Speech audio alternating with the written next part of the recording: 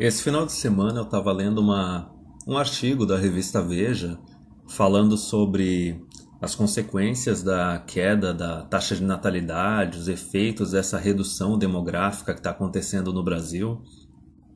E enquanto eu estava lendo, tinha várias partes que eu lembrei de uma frase que diz o seguinte: não atribua a má intenção o que pode ser justificado por estupidez ou ignorância. Porque quando eu li o negócio, parecia que assim, ó, a mídia ela estava dando todo tipo de volta e apontando para tudo quanto é lugar para não tratar do problema real. E quando a gente fala assim da taxa de natalidade, a gente vê que teve uma mudança de discurso.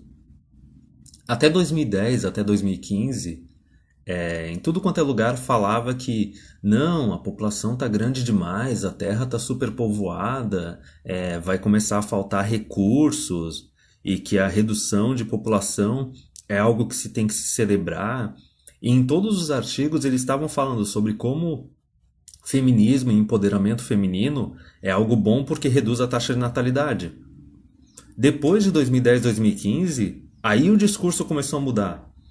Aí começaram a falar que não, está faltando dinheiro público para o governo para ele poder manter os programas sociais dele, a arrecadação de impostos está diminuindo ou está estagnando, a previdência está estourando, ela não é mais sustentável, que por causa da queda da taxa de natalidade a economia vai passar por um período de recessão que provavelmente vai durar décadas.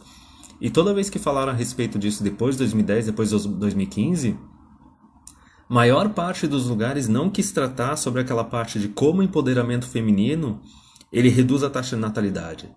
E essa questão econômica ela é bem básica porque é o seguinte: tu tem que ter um equilíbrio entre os produtores e os consumidores na tua sociedade. Basicamente, tu tem que ter um equilíbrio entre trabalhadores e crianças e idosos. Conforme a pirâmide populacional ela vai se modificando e tu tem uma quantidade de trabalhadores adultos se igualando com a quantidade de idosos e a quantidade de jovens e crianças diminuindo, tu não tem mais uma situação estável. Tanto para o governo quanto para a economia, a população ela tem que ser estável ou ela tem que ser crescente. Porque senão tu começa a dar problema na economia e começa a ter período de recessão. Principalmente para o governo, porque o governo ele depende da produção extra da população. E a mídia, ela evita de tratar do problema real e ela evita de falar a respeito do empoderamento feminino. Toda hora que ela vai falar de empoderamento feminino, ela fala de uma forma positiva, não de uma forma negativa. E assim, esse vídeo que eu estou fazendo agora, eu comecei a pesquisar mais a respeito dele e a quantidade de conteúdo, a quantidade de coisa relacionada que eu nem tinha ideia que poderia ser discutida, teve coisa assim que começou a me deixar realmente irritado. Só que assim, de uma forma bem simples, ó. O que a mídia não trata é que quanto mais oportunidade de trabalho e de estudo tu dá para a mulher, tu tem uma redução na quantidade de famílias e tu tem uma redução na quantidade de filhos na sociedade. Ao contrário do que quando tu faz com um homem. Quanto mais oportunidade de trabalho e mais oportunidade de estudo tu dá para o homem, tu tem mais filhos e tu tem mais famílias. Isso é basicamente o reconhecimento de pergamia. A mídia, ela às vezes fala um pouco a respeito, mas não gosta de falar muito no assunto. A gente ainda está vivendo aquele mundinho de ilusão de igualdade entre homens e mulheres. Só que a questão básica é que é a seguinte: as mulheres elas só casam e têm filhos com os homens que estão acima delas. O cara tem que estar acima dela socialmente e economicamente. Se ela não conseguir encontrar um cara que esteja acima dela, ela ou vai simplesmente decidir simplesmente ser solteira indefinidamente, ou ela vai ficar esperando um cara que nunca vai surgir. Porque isso é uma conclusão que eu cheguei nos últimos tempos, que é o seguinte: para tu ter um relacionamento durável com uma mulher, com um casamento, com filhos e tudo mais, não existe outra alternativa. A mulher ela tem que depender fisicamente e ou financeiramente do homem. A partir do momento que não tem esse suporte, ela não tem essa dependência, não tem como tu manter família, não tem como tu manter taxa de natalidade. Essa própria parte do empoderamento feminino vai dar para ver conforme eu for discutindo aqui nesse vídeo, que é o seguinte: teve uma época em que mulher se casava com uns 15 a 20 anos de idade e no máximo ela tinha ensino médio concluído. Daí para ela, qualquer homem que estava com o ensino médio concluído e tinha um salário maior que dela, estava bom. A partir do momento que as mulheres começaram a casar entre os 25 e os 30 e começaram a fazer faculdade, aí não era necessário só um cara também que tivesse ensino médio. Aí ela, como ela tem faculdade concluída, ela quer um cara que também tenha faculdade concluída, ou ela quer um cara que tenha mestrado e doutorado. E daí, conforme vai prolongando, agora a gente já está na fase das mulheres de 30 a 35, entendeu? Com mestrado, doutorado concluído, e daí, depois dos 30 a 35, elas decidem que elas querem se casar, querem ter filho. E não importa se o homem não está interessado em se casar e ter filho com uma mulher acima de 30, entendeu? Não importa se o homem não acha ela mais tão atraente, ou ele não está mais tão desesperado para correr atrás de mulher. E daí a gente tem essa bolha das encalhadas, entendeu? O apocalipse das spinsters. Mas enfim, até a parte assim da participação das mulheres no ensino superior, eu não tinha ideia que o negócio estava tão acelerado do lado feminista aqui no Brasil. Isso é uma coisa que eu vou discutir mais pro final do vídeo. Eu pensei que aqui a proporção de homem para mulher nas universidades estava pau a pau. Só que aqui o negócio já está tão desequilibrado quanto na Europa e quanto na América do Norte. Então agora já foi a introdução, vamos começar a ler o tal do artigo da Veja. Então aqui, começando o artigo, já obviamente dava para ver que era uma mulher que escreveu o artigo, era uma vez um bônus. O Brasil passou meio século desfrutando o perfil demográfico ideal para um país que quer enriquecer e se desenvolver. Não soube aproveitar a chance e agora a vantagem está indo embora. Então assim, eles estão ignorando totalmente a questão assim da igualdade entre gêneros, o quanto isso detona com a taxa de natalidade, e estão partindo para um discurso de que, não, o detalhe é que assim, a gente não aproveitou aquele boom populacional para poder produzir dinheiro suficiente, riqueza o suficiente para agora conseguir bancar essa população mais idosa. Então, avançando no artigo, ó, a média, como eu já disse, né, a gente já está numa situação que já é acelerada. Eu estava até agora falando que assim, a taxa de natalidade brasileira é 1,8 filhos por mulher. Não, já está 1,7. E o aborto aqui não é legalizado. A gente já está com a mesma proporção de taxa de natalidade dos Estados Unidos. E aqui eles estão sendo um tanto otimistas. Eles estão dizendo que até 2040 a gente vai chegar a 1,69. Não, rapaz, 2040 o negócio vai estar muito mais baixo se o negócio não mudar. Então, continuando aqui o artigo, ó. Pelo menos uma vez na história, todos os países passam por um período especialmente favorável ao desenvolvimento, em que a parcela da população economicamente ativa, com idade para trabalhar entre 20 e 64 anos, esquece que mais para frente vão querer aumentar a idade de aposentadoria, mas continuando. Cresce mais rapidamente do que a fatia dos idosos e crianças, que não se sustentam sozinhos, dependem de quem está trabalhando.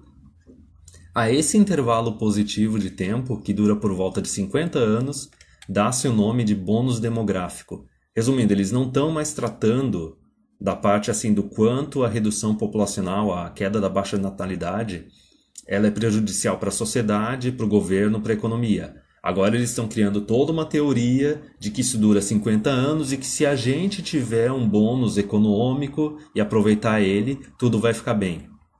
Continuando, ó. Com mais gente dentro do que fora do mercado de trabalho, gera-se riqueza e fica mais fácil promover educação, saúde e qualidade de vida. Então assim, ó, a Veja é aquela revista capitalista de direita opressora. Só que os caras estão defendendo o keynesianismo. Eles estão defendendo saúde, segurança, educação pública e mais recursos para governo para prover isso para a população. A pessoa não tem que ter dinheiro para pagar isso do próprio bolso, tem que depender do governo. Continuando. Bem administrado, o bônus demográfico é a porta de entrada para o mundo desenvolvido, que nem eu falei. O mundo desenvolvido para eles são aqueles estados socialistas da Europa que agora estão se ferrando e que não são nem um pouco sustentáveis. Continuando, ó. Mal aproveitado é a perda de uma chance de ouro para saltar de patamar. O Brasil, infelizmente, a perdeu. É aquela ideia que eles estão promovendo das décadas perdidas. A janela brasileira se abriu em 1970 e se fecharia em 2023, ou seja, já era um prazo apertado para virar uma mesa abarrotada de problemas. Agora, uma revisão de dados do Instituto Brasileiro de Geografia e Estatística, o IBGE, levou especialistas à suspeita de que o bônus pode ter começado a se fechar já em 2018. Ou seja, pela primeira vez o contingente de brasileiros aptos para o trabalho vai crescer em ritmo mais lento do que a população em geral.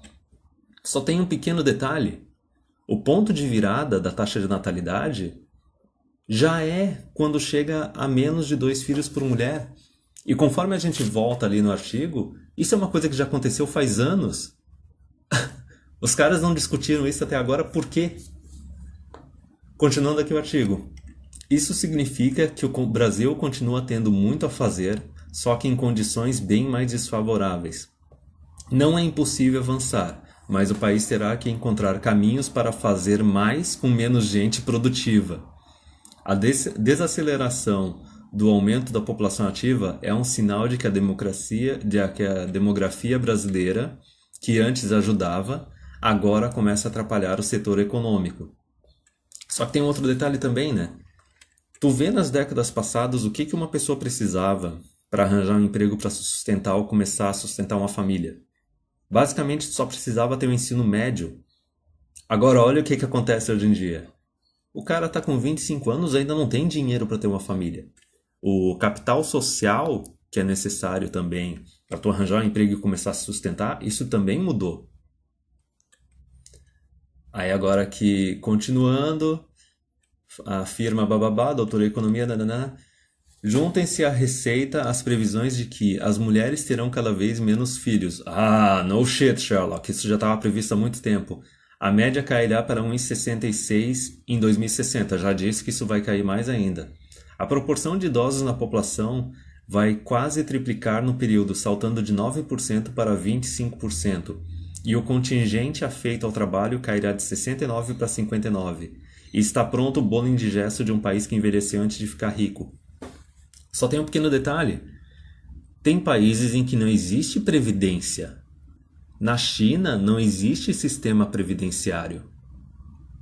A galera lá se casa e tem filho porque eles sabem que se não tiver ninguém para cuidar deles depois que eles estiverem velhos, eles são ferrados, ou eles vão ter que juntar dinheiro para ter bastante renda passiva e conseguir se manter na velhice.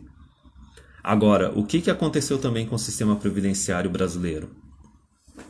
A gente tem uma população que está com expectativa de vida acima da idade da aposentadoria, a expectativa de vida está crescendo, e daí a gente tem também mulheres que não estão casando, não estão tendo filho, estão chegando à idade idosa com 0 ou com 1 filhos e pediram divórcio e tudo mais. Só que elas vão viver pra caramba e vão absorver recurso público. Tipo, por que uma pessoa que teve menos de 2 filhos tem que ser recompensado? Por que uma pessoa que está pagando para a Previdência e teve 3, 4 filhos vai ter que ficar pagando para sustentar uma pessoa que não contribuiu, que não teve filho? É aquela mesma discussão, por exemplo, da reforma da Previdência, que as mulheres vieram com aquela justificativa do não, mas é a dupla jornada, o homem não ajuda dentro de casa. O fato do cara ajudar ou não dentro de casa é irrelevante. De novo, eles estavam dando volta em torno da questão principal. A questão principal é o seguinte, minha filha. Tu teve 2 filhos, tu fez a tua contribuição para a sociedade, para depois tu poder aproveitar do bônus da sociedade? Continuando aqui o artigo, dependência, o avanço dos idosos, o rombo na Previdência deve mais que duplicar em 10 anos. Aí aqui está a projeção deles, né? Do crescimento da quantidade de idosos. É uma pena porque assim, tudo quanto é estatística que eu vejo a respeito, eles só querem tratar a partir do ano 2000. Ou nesse caso, a partir de 2010. Isso é uma coisa que os caras usam realmente para mascarar a realidade, porque assim, o ideal seria tu ter estatística dos últimos 50 anos, para tu ter realmente uma visão geral do que está acontecendo. Só que até mesmo na pesquisa de dados que eu fiz para esse vídeo, é muito difícil achar coisa de longo prazo. Aí aqui, ninguém sabe o exato momento em que o bônus demográfico vai se fechar por completo. Economistas e demógrafos têm opiniões distintas. Para a pessoa e seus colegas, que é o autor ali e tal, o fechamento acontece em 2018 porque a partir do momento em que o contingente da população ativa começa a crescer em ritmo menor que a população geral, entra em operação uma engrenagem que não tem mais volta, é irreversível. Já do ponto de vista dos demógrafos que se debruçam nas estatísticas com outro olhar, o bônus tecnicamente só acaba quando o tamanho da população ativa começa a diminuir. O fenômeno previsto para acontecer, segundo eles, em 2037. Só que o detalhe é o seguinte: tu tem que ver se tem oportunidade para essa população ativa. Porque eu não lembro quantos milhões era, mas o Brasil já tem uma quantidade de gente que não está trabalhando e não está procurando emprego bem alta. Eu não lembro exatamente, mas eu acho que era algo em torno de 30 milhões. Continuando aqui, a diferença de mais de uma década nos cálculos de economistas e demógrafos se deve aos conceitos distintos de população ativa. Os economistas referem à faixa etária dos 20 aos 64 anos, mais realista em termos de geração e renda. Os demógrafos trabalham com a faixa dos 15 aos 64. Só tem um pequeno detalhe. Quem é que trabalha com 15 anos aqui no Brasil? O próprio salário mínimo, a lei do salário mínimo, coloca um monte de adolescente fora do mercado de trabalho. Se houvesse algum sistema assim de tipo ter trainee ou estágio ou emprego de meio período em que não existe salário mínimo, poderia ser pago metade ou 75% do salário mínimo, pode ter certeza que ia ter muito mais jovem trabalhando e se qualificando. Só que o próprio salário mínimo e as exigências de ensino superior ou técnico já são barreiras, coisa que antes, algumas décadas atrás, não havia. Continuando, diante da situação atual do país, porém, as diferenças nas projeções viraram uma questão de semântica. O bônus não fechou, mas começa a se fechar. Na prática, no entanto, já jogamos a oportunidade fora. Não há como o Brasil se beneficiar dele com o desemprego tão alto e a economia sem perspectiva de melhorar tão cedo. Que nem eu disse, eles ficam culpando a economia, mas eles não tratam da questão da CLT, do porquê que é tão difícil uma pessoa trabalhar e se qualificar. É muito mais produtivo e muito mais eficiente a pessoa ter a oportunidade de entrar numa empresa, trabalhar meio período, fazer algo de trainee, ganhando pouco, e daí já ir aprendendo o que é realmente exigido pelas empresas, do que ter que ficar procurando curso por fora e bancando com o próprio dinheiro cursos por fora que podem não necessariamente ser o que as empresas estão precisando. E daí aqui, ó, diz o demógrafo, babá, doutor, babá. O número de brasileiros sem trabalho está em 65 milhões, é o que eu falei. Recorde da série iniciada em 2012, quando eram 60 milhões. É um número alto pra caramba, levando em consideração a nossa população. É menos dinheiro girando para cobrir o rombo da Previdência, que está em 270 bilhões de reais. Em 2017 deve mais que duplicar para 700 bilhões em 10 anos. Então, que nem eu disse, opções de meia jornada, programa de trainee, programa de estágio, que tu fica treinando durante uns 6 meses ou um ano numa empresa, recebendo um salário mais baixo, mas se qualificando, isso seria uma forma ideal de absorver essa galera. Só que por que essas oportunidades só estão reservadas a quem faz ensino superior e ainda assim a determinados cursos? Não tem como tu absorver essa galera simplesmente aumentando a quantidade de requisitos que essa galera precisa para poder entrar no mercado de trabalho. Aí, agora é a questão da solução proposta deles, que depois eu vou mostrar como não é solução. Ó, lição feita. Coreia do Sul. Educação de qualidade e bônus bem aproveitado. Sente o socialismo nesse artigo, né? Mais cedo ou mais tarde, o bônus demográfico acaba em toda parte. Quem faz a lição de casa aproveita o intervalo para melhorar as condições de vida da população e investir pesadamente em educação, um ingrediente vital para o desenvolvimento. Sinceramente, me diz como se dá ou não dá para ver que quem escreveu esse artigo é uma mulher. Vamos lá. O resultado é um salto de produtividade que, quando o bônus se for, compensará a presença menor de pessoas aptas ao trabalho na população em geral. Na Coreia do Sul, cujo bônus demográfico se abriu por volta de 1970, uma vasta reforma do sistema educacional culminou com 100% dos jovens de ensino médio e 80% avançando para a universidade. O Brasil tem 66% dos adolescentes em ensino médio, e desses mais da metade não se forma. Só tem um pequeno detalhe. tá? Isso daqui, de novo, é aquele discurso de que todo mundo tem que fazer universidade. Não, cara. O mercado não precisa de tanta gente com ensino superior. O mercado precisa bem mais de gente com ensino médio e um pouco de ensino técnico do que gente de ensino superior. Não existe vaga de ensino superior para todo mundo no mercado. Se tu simplesmente decidir, não, eu vou colocar todo mundo no ensino superior, beleza. Tu vai ter um monte de gente com diploma que não vai estar trabalhando naquilo para o qual ela se formou. Continuando aqui. Conclusão, enquanto a produtividade sul-coreana dispara a 7% ao ano, a brasileira não chega nem a 1%. Ela está atribuindo tudo isso à educação. Existem outros fatores.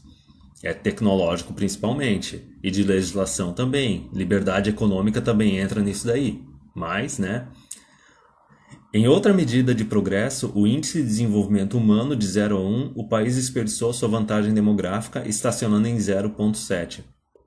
Todas as nações que passam de 0,9 aproveitam bem o bônus. Eu não sei como é que é esse IDH, mas assim, muitas vezes esses índices eles não avaliam o quão bem ou quão feliz é uma população.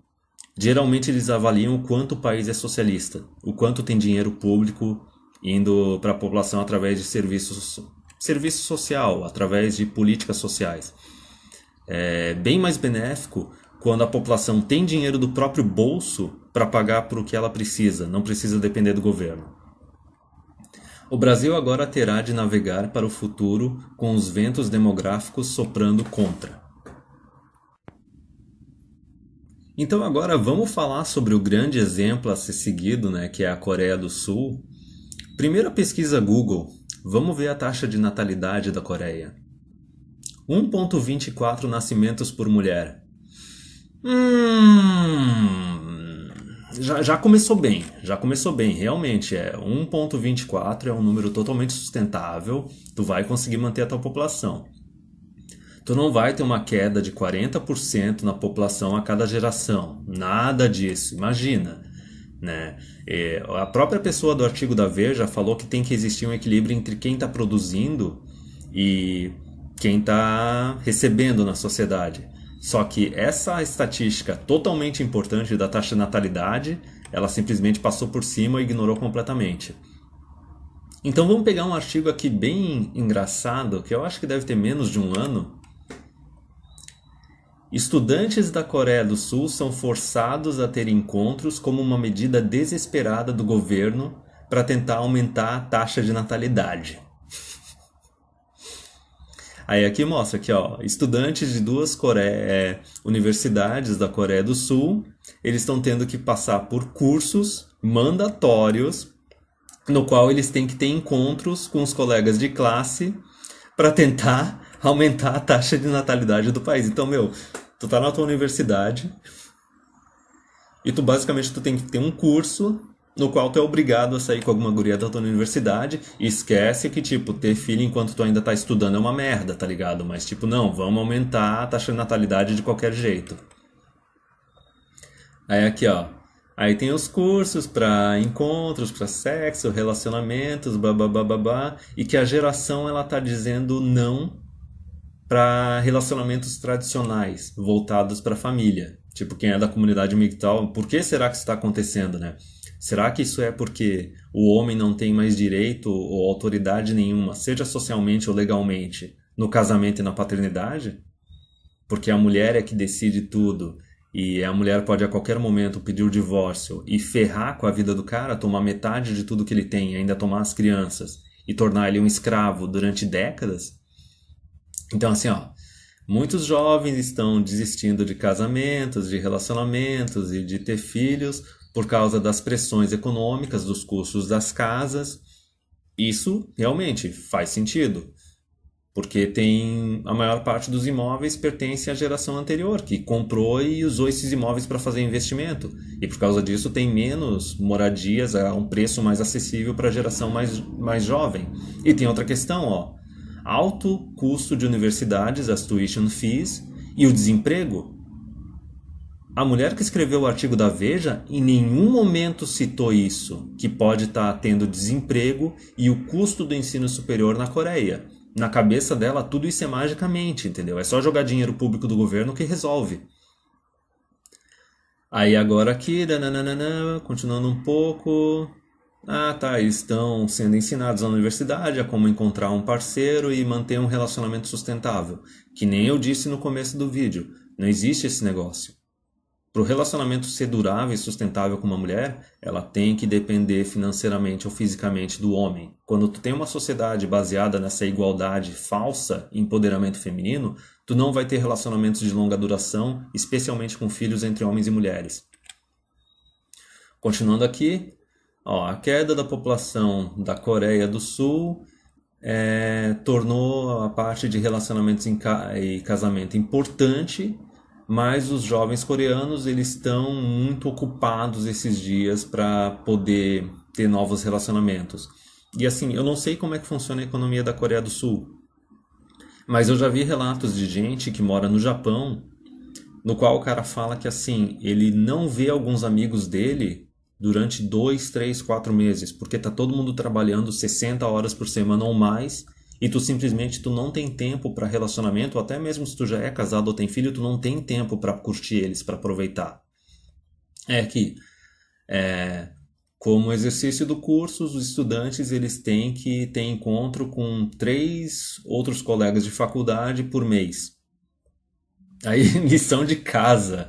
A lição de casa aí nos encontros e discutir cenários a respeito de conflito, inveja, ciúme, não sei o que, bababá. Tá, beleza. Nananana, e lógico, tá, tem que ter. Quem fez o currículo disse que tem que ter tanto a parte teórica quanto a parte prática. Aí, aí o curso também é expandido e oferece lições em casamento e amor e babá.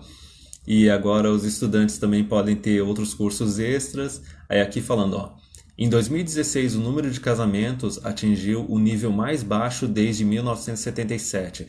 Talvez a parte de 77 tenha sido assim consequência da Guerra do Vietnã, né? Que quando tem um período de conflito militar, a quantidade de casamentos e a taxa de natalidade ela acaba caindo por causa de como a população fica traumatizada com o evento.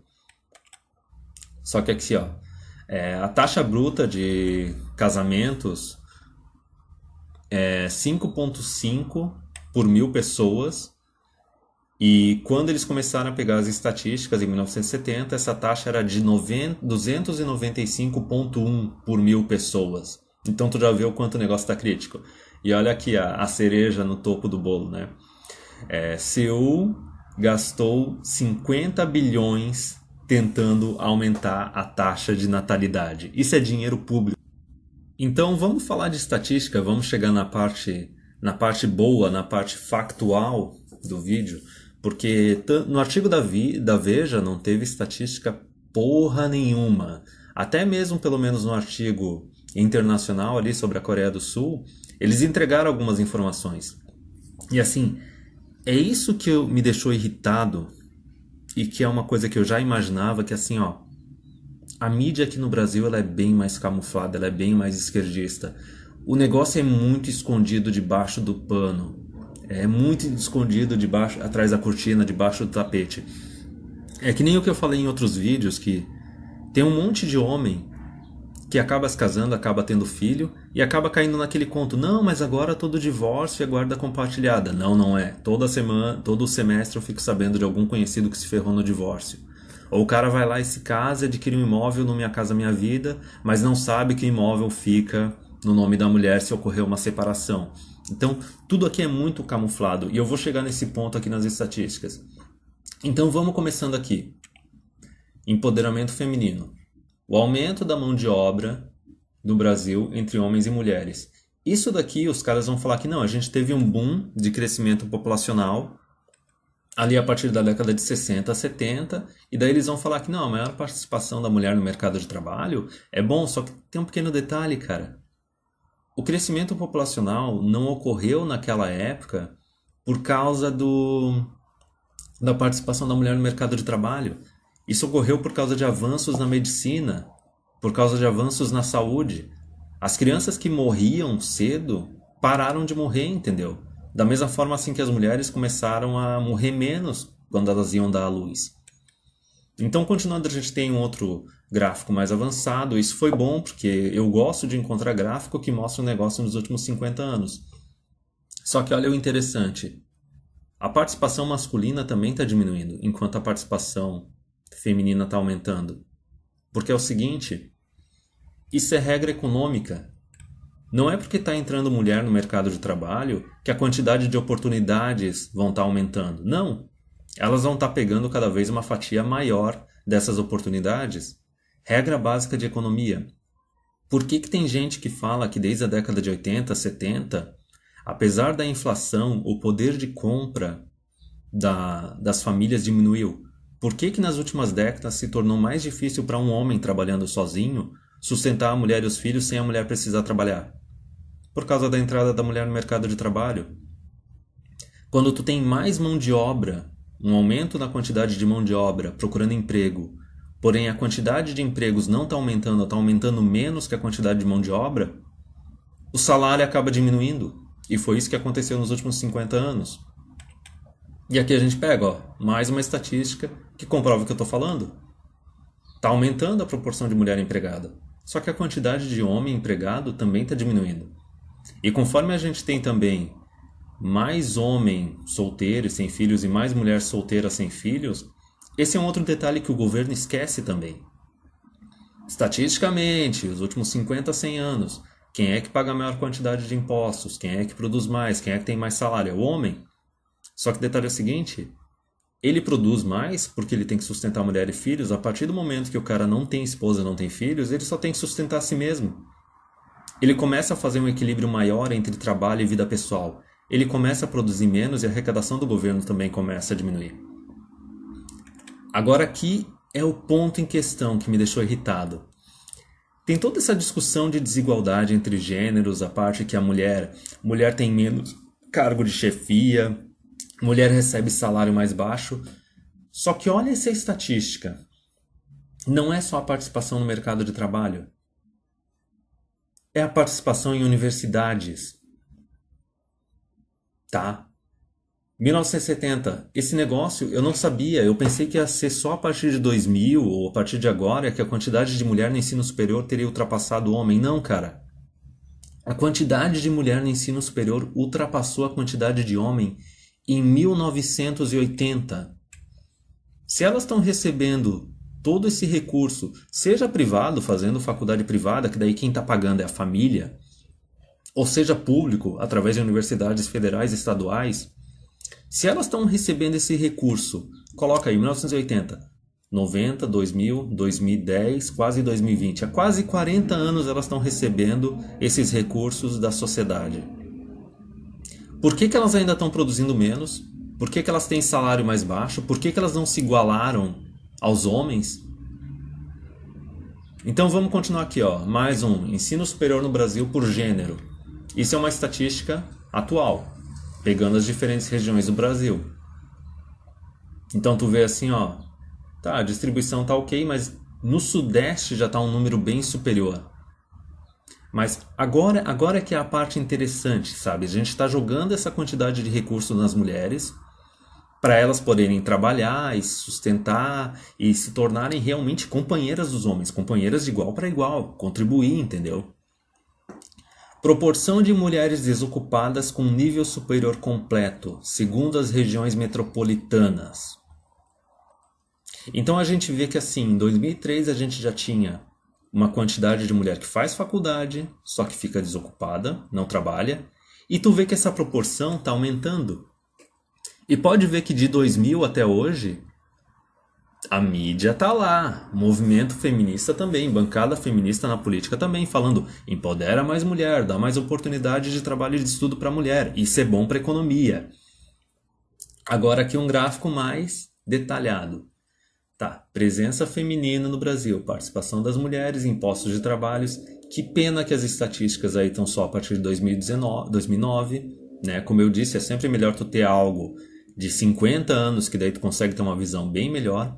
Só que vamos pegar aqui os setores de presença masculina, tá? Construção, indústria de extração, transporte, empresa de eletricidade, gás, água e esgoto. Basicamente, tudo que tu precisa para manter a sociedade, o homem trabalha. É tudo trabalho que exige mais esforço físico e tem mais risco. Se é algo que exige mais esforço e tem mais risco, logicamente o salário vai ser mais alto. E daí tu pode falar, não, mas tem os homens que são médicos, engenheiros e tudo mais. Aí tu tá falando do topo da população. É 10, 5, 1% da população. Aqui a gente está falando da massa. Todas as áreas que são necessárias para sustentar e manter a sociedade é homem que trabalha. Mulher trabalha na onde? Saúde. Geralmente é mais cargo de enfermeira e não sei o que e tudo mais. Uma ou outra é médica, mas a gente sabe que médica não produz tanto quanto médico homem, porque ela acaba casando e tendo filhos e ou para de trabalhar ou começa a trabalhar menos. Serviços sociais, traduz para funcionário público. Não trabalha, não produz, absorve. Educação, traduz para funcionário público. Novamente, são empregos seguros, com pouco risco e pouco esforço. Alojamento, alimentação, administração pública, defesa e seguridade social. Funcionário público. Atividades financeiras de seguros e serviços relacionados. Ok, economia. Qualquer um que frequentou alguma universidade na parte de econômicas e sociais, tu vê que realmente tem uma proporção de 50% entre homens e mulheres. Só que é aquele negócio que até o Third Flinging Monkey fala, que é o seguinte, a mulher ela vai para uma determinada área não porque ela quer empreender, porque ela quer conhecer um empreendedor e se relacionar com o empreendedor. Então aqui, como eu falei, rendimento habitual médio mensal de todos os trabalhos e razão de rendimentos por sexo. Aí vem aquela estatística, né, que a mulher recebe 70% do que o homem recebe. Só que é que nem eu falei, tu tem que levar em consideração a área de atuação, tu tem que levar em consideração o risco e o esforço necessário. Então é lógico que vai ter uma distribuição, a não ser que elas queiram realmente tirar a máscara e dizer, não, a gente quer ser comunista e todo mundo tem que receber o mesmo. Por que que os homens que estão se esforçando e se sacrificando mais aceitariam isso? Eu não sei. Eu acho que eles não aceitariam. E daí? Da mesma forma que a gente tratou ali das mulheres que estão crescentemente fazendo ensino superior e não estão nem se sustentando, vamos lá. Rendimentos. Pessoas de 16 anos ou mais sem rendimento próprio. Então tu vê que assim, ó, independente do nível de formação, educação básica, média, superior, ainda assim as mulheres são as maiores dependentes da sociedade. Vão estar dependendo da família, do governo, do marido, do namorado, mas enfim, é uma proporção bem alta. E daí tem aquele detalhe, é que nem eu falei, o homem se sacrifica mais. Ele faz serviços mais estressantes, mais exigentes, que tem mais risco. Isso reflete na expectativa de vida do trabalho brasileiro. Só que assim, ó, que nem eu falei, à medida que o homem não tem mais esposa, não tem mais filhos, a tendência é a expectativa de vida entre homens e mulheres se aproximar. Na verdade, em últimas notícias já estão fazendo alarde dizendo que a expectativa das mulheres está reduzindo, está diminuindo mais do que a dos homens. Só que ainda assim o homem está morrendo mais, em maior proporção. E agora o último gráfico. Para tu ver como o IBGE e o governo ele acha que os homens vão continuar se sacrificando pela sociedade, pela família, olha a projeção que eles têm de expectativa de vida entre homens e mulheres para 2060. Olha os últimos gráficos. Simplesmente a partir de 75, antes até, a partir de 70, 69, olha a quantidade de homem que o governo está esperando que morra para manter o sistema que a gente tem. Me diz, tu acha que esse gráfico ele é realista? Tu acha que os homens vão aceitar esse acordo de merda em troca de nada? Eu digo que não. E aliás, teve até uma entrevista do DJ com o Michael Combs no canal dele, naquela série de DJs Inferno, que ele contou uma história de algum monastério na Ásia, no qual homens e mulheres eles têm as mesmas atividades, as mesmas rotinas, e os homens e as mulheres eles têm a mesma expectativa de vida. Eu acho que era 85, 89 anos. Então assim, ó, não existe razão nenhuma para homem estar vivendo menos que as mulheres. Se os homens estão vivendo menos que as mulheres, é porque eles estão se sacrificando pela sociedade.